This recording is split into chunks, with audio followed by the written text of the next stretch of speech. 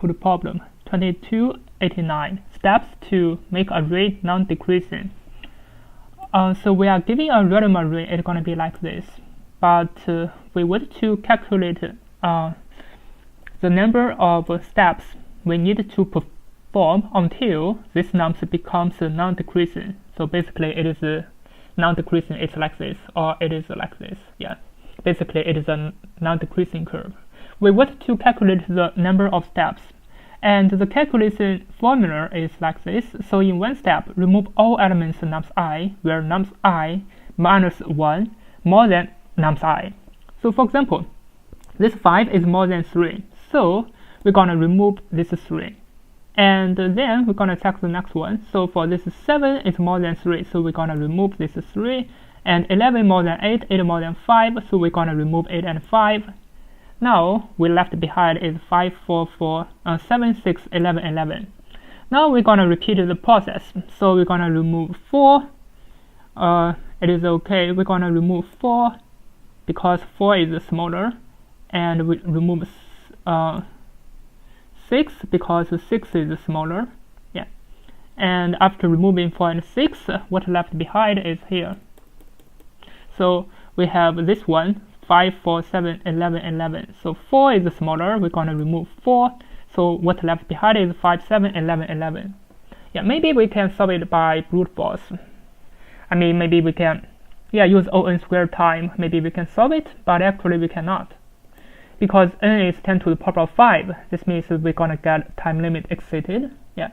So this means from the giving nums, we need to find some properties. Basically, we're gonna solve it in O(n) time or n log n time. Yeah.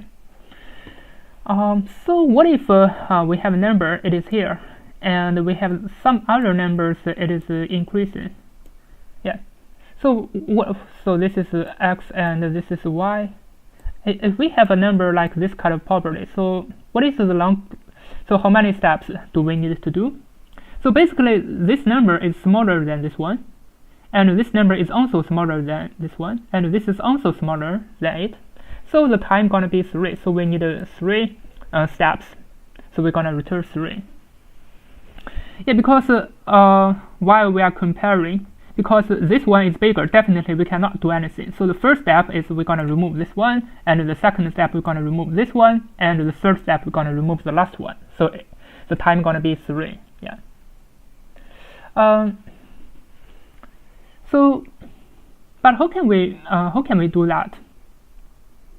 What if we have another element? Maybe we have another element, maybe here, maybe here. So what happens? Yeah, because this element is smaller than this one, definitely it can be removed directly. Yeah, but this element can remove this one. So it means this big element can also remove this one. Yeah, it's gonna be the same time. Yeah, so for each of the element, if we have a time at each of the element, so the problem may become easier. So maybe for here, because the remove time is 1, so we have a time of 1, and for this one we have a time of 2. And for this one we have a time of 3. So this means if we want to remove this element, basically we need time 3, and we need 3 steps. So we're gonna use times as the step to remove the element one by one. So this means it is okay. Yeah. So what if we can just ignore those 2 elements? Because 1 and 2 doesn't matter. We just need to check the maximum value. It's gonna be 3. Yeah. Maybe we can use a monotonic decreasing step to solve the problem. So if it is a monotonic decreasing, if we can, because those 2 will be popped out, but we're gonna record the maximum result, and we're gonna keep this one, and also this one. So what about time for this one? This one, the time may be 1, because this is next to this one. It can remove directly. It is 1. Yeah. Now we have a monotonic decreasing stack. I mean, those 2 elements can be ignored, and then we keep the monotonic decreasing stack. And then maybe we have another element. It is here. So at which time we can remove this element, but this element is bigger than this one and this one. So the time for this one is 3. The time for this one is 1. Can I remove this element at time 1? Definitely not. Definitely not. I have to remove this element first. I have to remove this red element first, because this is smaller. Even though this element is smaller than this one, but it is not next to this element. I have to remove this one and this one, then I can remove this one.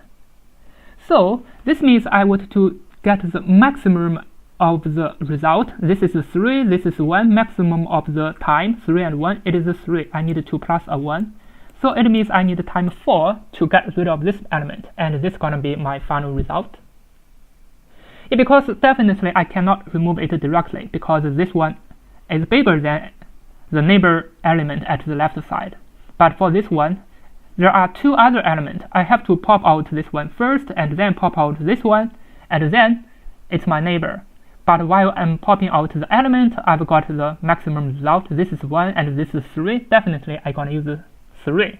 3 plus 1 is going to be 4. So this is going to be my final result. But now the problem becomes, how can we record those times like 1, 2, and 3? As we are using a stack, so inside the stack, we are not only record the index of its numbers, for example, the index I, we also need to record the time. So this time is so this time means at which time I need to at which time I can get rid of this element. So this means at time 1 I can get rid of it, at time 2 I can get rid of it, at time 3 I can get rid of it, and for this one at time 4 I can get rid of it. But I gonna have a record of the time, the maximum time is gonna be 4. Now we are going to record the time. So for each of the steps, while this element, as you can see, this element is smaller than this element. So this is bigger and this is smaller. So I'm gonna have a record of the time as 1. So if it is a monotonic decreasing stack, so this is decreasing, I put it inside, but I'm gonna have a record of the time as 1. And for the next one, it is increasing. If it is increasing, what I'm gonna do? I'm gonna pop out this one. If I pop out this one, I got a time. What is my time? Is 1. And then I can use this time 1 plus my time plus 1, it's gonna be 2. And similarly for the last one, I'm gonna pop out this one, I got a time of 2, and 2 plus 1, I'm gonna have a time of 3. Now we not only have the time, but we also have the maximum time. Because of here, we're gonna pop out all those ones. So in this way, we can solve the problem. There are 2 parts. One time is how can we record time of each of the elements. The time is get rid of the element time. And another one is while we are maintaining a monotonic decreasing stack, how can we pop out the element one by one and check the maximum time. Now let's just get started. I think there are still some other part. So what if there's nothing? At the left side, there's nothing at the left side. Maybe, currently we have some element. Maybe at the left side there's no element. What happens? So at the left side, inside the stack is empty. There's nothing inside. So what is my time? So my time is gonna still be 0. It cannot be. So my time is definitely gonna be 0. Because I didn't find any element which is bigger than my current element. Because I didn't find any element which is bigger, because there's nothing inside the stack. I keep a monotonic decreasing stack, but there's nothing inside. So it means my time gonna be 0 if I didn't find anything. Now I think it's enough to get started for the coding part. We're gonna need a result and a stack. So the result gonna be 0. And the stack gonna be an empty array. Finally, I'm gonna return the result. Now I can enumerate ix and enumerate the nums.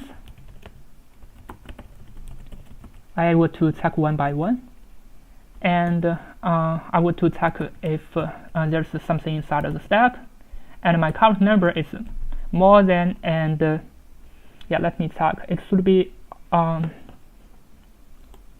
Yeah, so my current number, I keep a monotonic decreasing stack. It should be more than this number.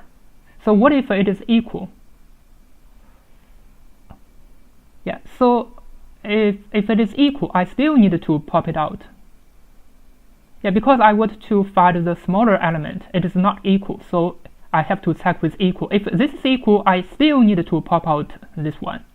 I definitely want to find some number more than this one. Yeah, so I want to check x more than or equal to nums with the stack. This depends on how I will define the monotonic stack. Yeah, so inside the stack, definitely it is the last element, and I will use 0 as the I will use 1 as my element. So for the stack, it's gonna be a tuple. The first element gonna be the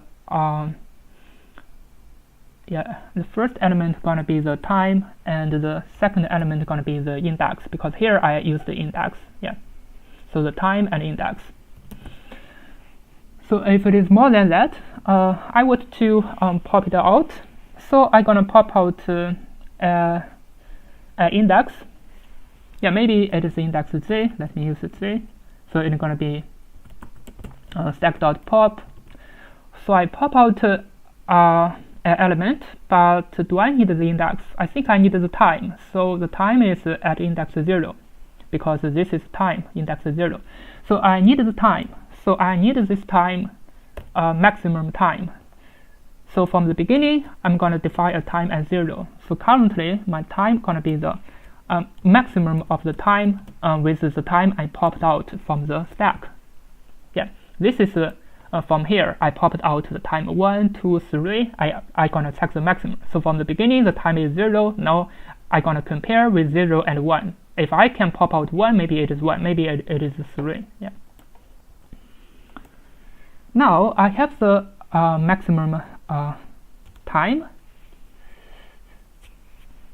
Yeah, so what is the next step? Let me check with this kind of drawing. I think it is helpful. Yeah, so currently I popped out the element, and I get the maximum time. Yeah.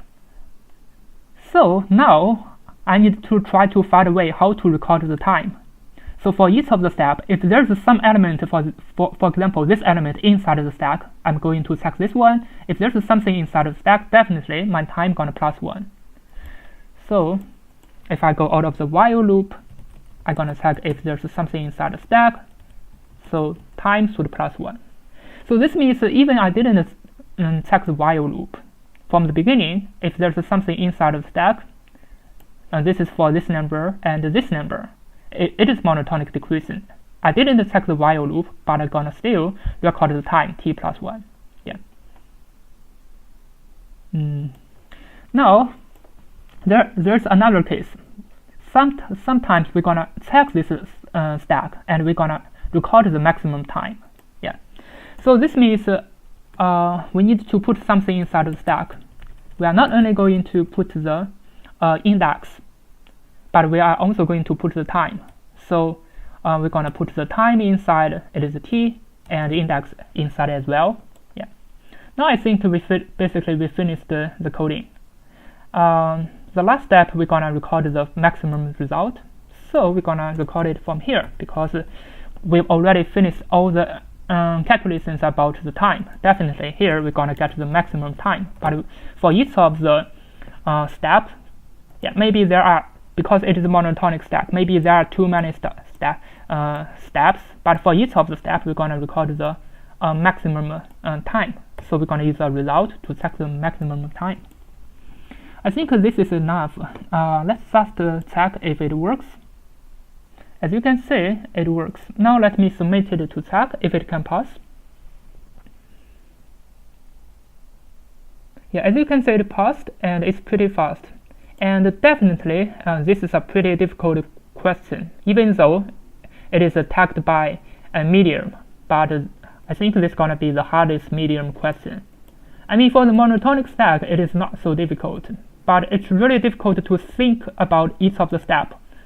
Basically, I think it concerned with the dynamic programming idea. So for the time, how can we record the time for each of the steps? So this is the dynamic programming idea. This is why it's so difficult. Because we need to analyze all different cases. Basically, how can we analyze this increasing case? And we will ignore all the other areas. We only need this area. And this one can keep the monotonic decreasing. And then from here, we're going to pop out and check the maximum result. Yeah. Thank you for watching. See you next time.